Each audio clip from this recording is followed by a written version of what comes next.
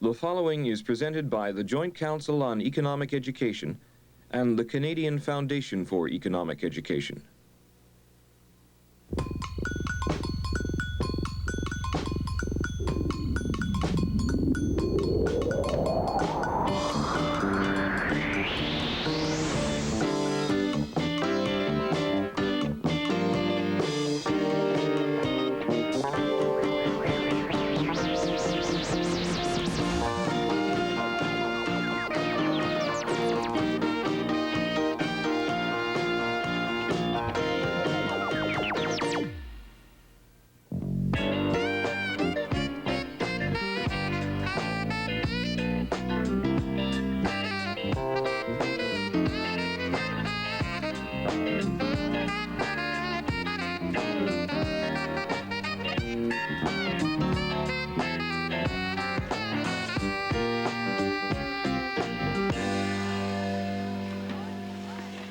To find a way to get more students to eat a nutritious lunch. Oh, this hanging out at the shopping center is getting to be a real problem. And it's not just a balanced diet I'm concerned about. Too many of our students are missing lunch entirely. Stephanie, your tray. Sorry, Miss Camara. They're putting their money into those game machines. Well, if you want to keep them in here, you're going to have to bring in some of those video games. Or hire a rock band. Oh, good. Give them what they go to the shopping center for. Or stop them from leaving the school altogether.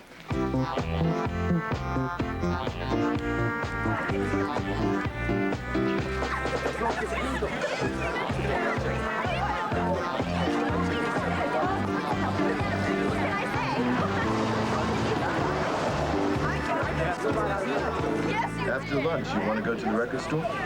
If this light doesn't change pretty soon, we're not going to have time for lunch.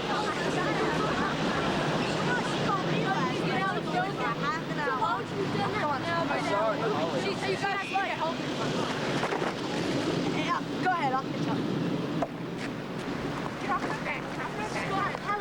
Do we have a student council meeting this afternoon? We sure do. 3 o'clock sharp. Hey, Joey, don't forget, student council meeting this afternoon. Wait up! Joey, no, go back. The light's red. Go back. Joey! Joey!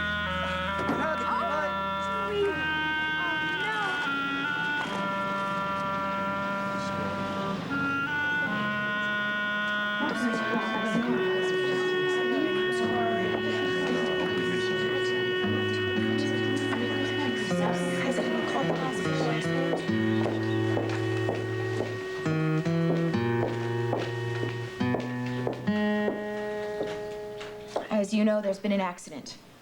One of the freshman student council members, Joey Littleton, was hit by a car today. I just received a call from the hospital, and Joey will be okay. But this accident has forced me to review the school's policy of allowing students to leave school grounds during lunch hour. As principal, the public holds me responsible for student safety. Too many of you are leaving the school grounds to go to the shopping center. The cafeteria is deserted. I've had complaints from parents about students not eating lunch at all, from merchants about students loitering in stores, and as evidenced by what happened to Joey, jaywalking is completely out of control. I'm going to be forced to restrict all students to school grounds. What? You can't just arbitrarily restrict us, Mrs. Camara. Unless you can come up with an alternative plan. Helena, you're president of the student council. Can you have a recommendation for me by Friday? We have a right to go where we want to during our lunch period. I haven't made a final decision yet.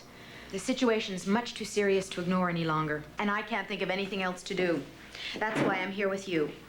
I'm willing to listen to an alternative plan that meets the public goal of safety and nutrition. Build a bridge across the road. That's an idea, but there's no money to do that. Look, here's the criteria that an acceptable alternative must meet. Safety,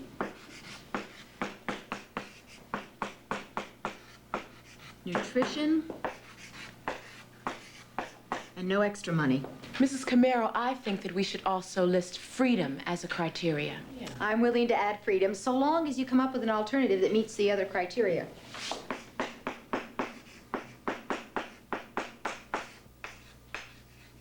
Well, I think that the students should be responsible for their own conduct. Okay. You discuss it with the student council and bring me your recommendation by Friday.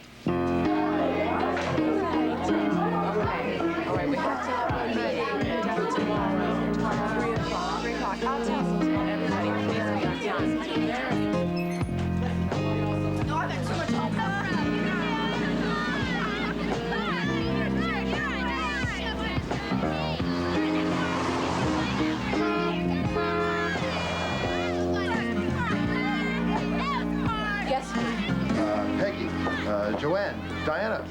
I don't know, there's so many. Ross, cut that out. Listen, we got a real problem here.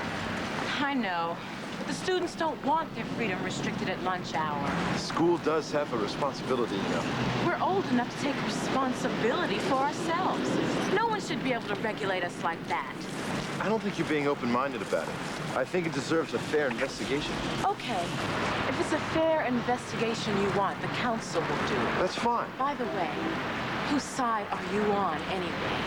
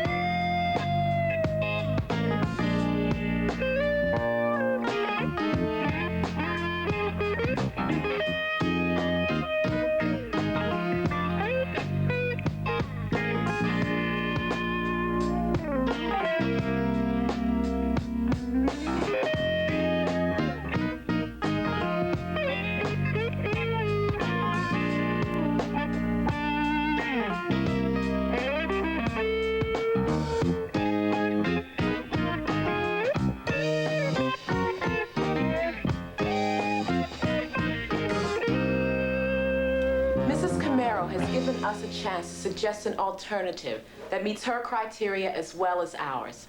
The public demands safety and nutrition. The students want to keep their freedom. Yeah, but we can't spend any more money. Right, so we have to come up with some alternatives. I guess Mrs. Camaro's plan is an alternative. Okay.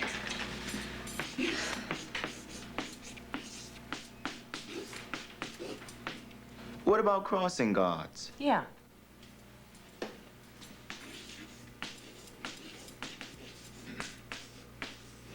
I have another alternative. 9th and 10th graders are restricted to school grounds. 11th and 12th graders can leave at lunch hour.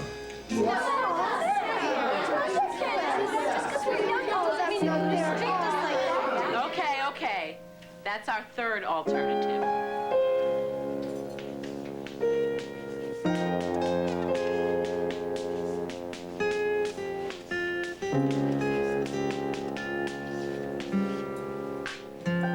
Are there any more?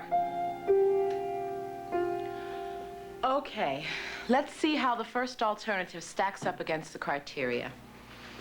All stay.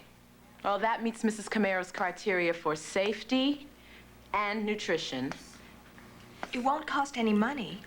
But it takes away everyone's freedom. That's why it's not right.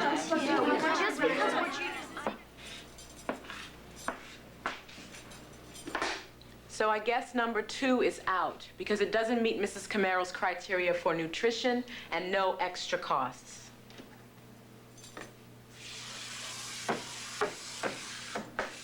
Well, that leaves Mrs. Camaro's plan. All stay.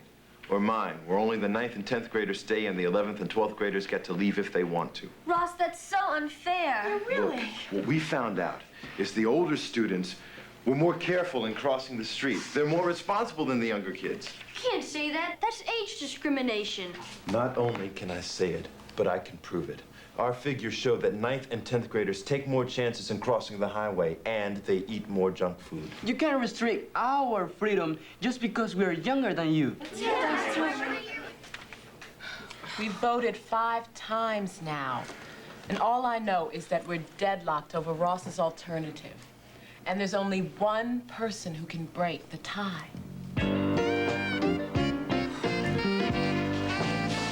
Well, why shouldn't I be the one to present our problem to Joe? Because I don't think you can be objective. Either no one presents it or we wait till Friday when he's back in school and we can do it together. Deal? Deal.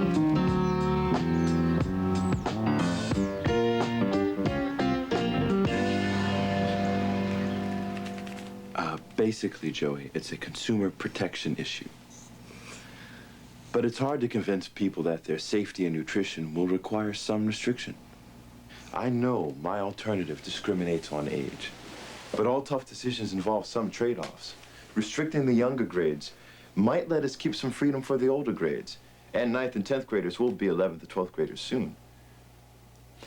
If we don't do this, everyone will be restricted. I don't know what I think. It's a tough decision. Protection versus freedom. Especially since I'm the one who gets restricted. But only until you're older. Like we learned in school, there are a lot of trade-offs between freedom and protection. Like, you can't drive until you're 16. Young kids can't buy beer or cigarettes. You have to be able to handle the responsibility that goes with freedom. Yeah, but not all protection issues involve age. Like, you have to wear a motorcycle helmet no matter how old you are. And one-way streets and speed limits apply to everyone.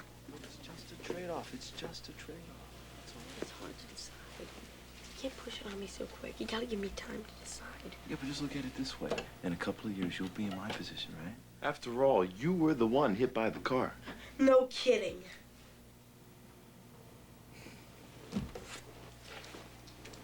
How you doing, Joey? Hello, Ross. Hi, Helena. I bought your milkshake, but I see... That I already brought him one. I can drink both. I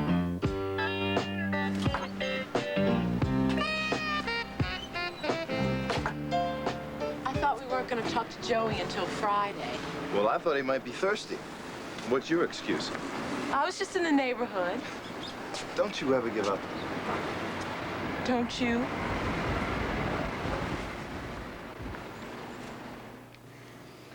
Well, what do you say, Joey? I don't know. I just don't know. Helen has told me you're still split evenly, 6-4 and 6 against Ross's alternative. Having only younger students stay on school grounds doesn't guarantee safety and nutrition as much as restricting everyone, but it does permit more freedom. May be worth a trade-off. If it makes the older students more aware of their responsibility and gives the younger students something to work toward. I'm willing to present your alternative to the school board, but only if you can reach a decision and make it a student council recommendation. Please bring me the results of your final vote by the end of school today.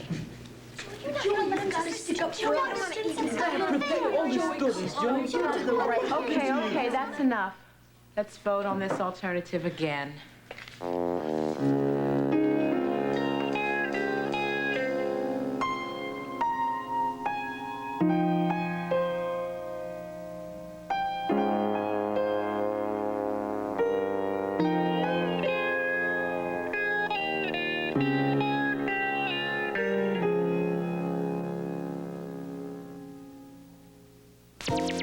The content for Give and Take was developed with funds from a consortium of 45 state and provincial education agencies.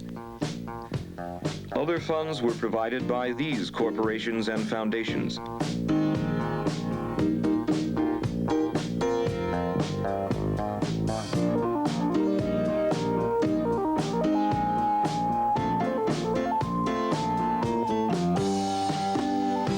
Additional support was provided by the Office of Consumers Education, U.S. Department of Education. This program was produced by the Educational Film Center under the supervision of AIT, the Agency for Instructional Television.